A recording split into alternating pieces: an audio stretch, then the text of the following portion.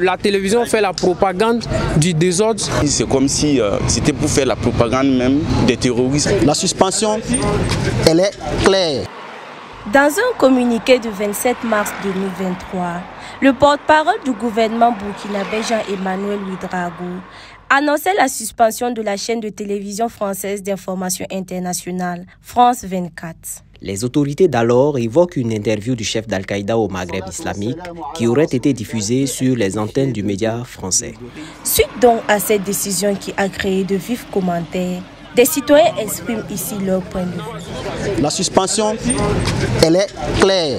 Et le mot du président, il n'a pas dit que je vais suspendre les chaînes non burkinabées. Il dit toute chaîne, toute personne qui va porter atteinte sur le moral des combattants va le payer. Voilà. Comme on ne peut pas aller attraper les journalistes de France 24, les amener sur le terrain, quoi de plus normal que de suspendre cette chaîne?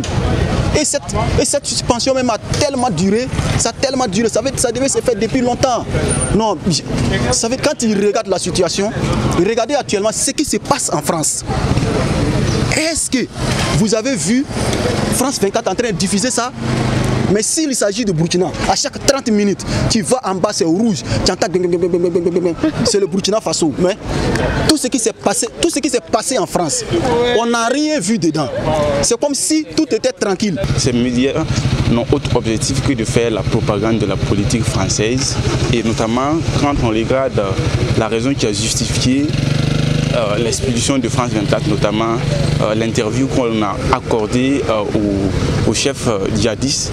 Moi je trouve que c'est une mesure historique qui est audacieuse.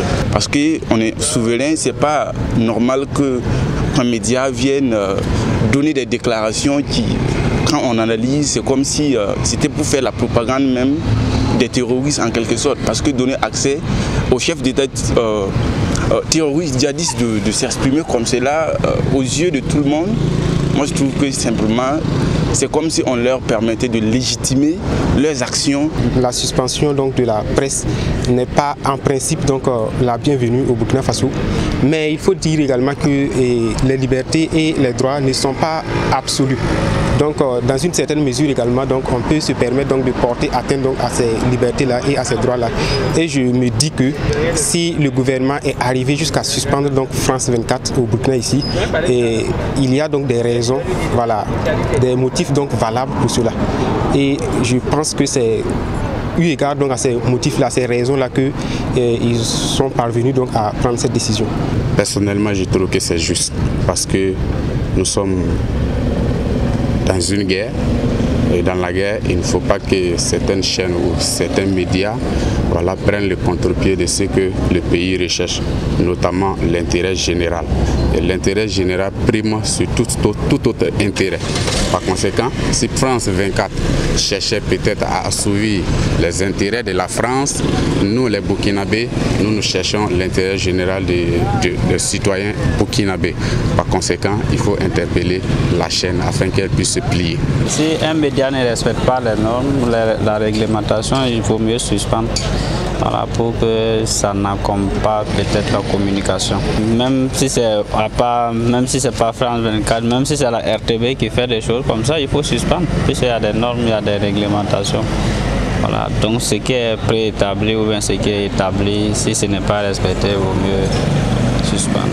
Dans l'optique où le gouvernement sent que ses intérêts sont menacés, voilà, par une télévision qui vient de l'extérieur. Donc je pense que cette décision approuvée par le gouvernement est une bonne chose, vu que nous savons l'intérêt de France 24 au Burkina Faso ici.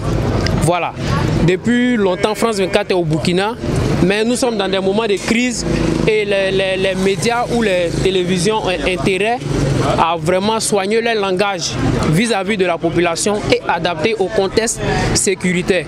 Donc si ce langage n'est pas adapté au contexte sécuritaire et que le gouvernement voit que ses intérêts sont menacés ou la télévision fait la propagande du désordre, bah, je trouve que c'est l'ultime décision qui reste à faire, la suspension.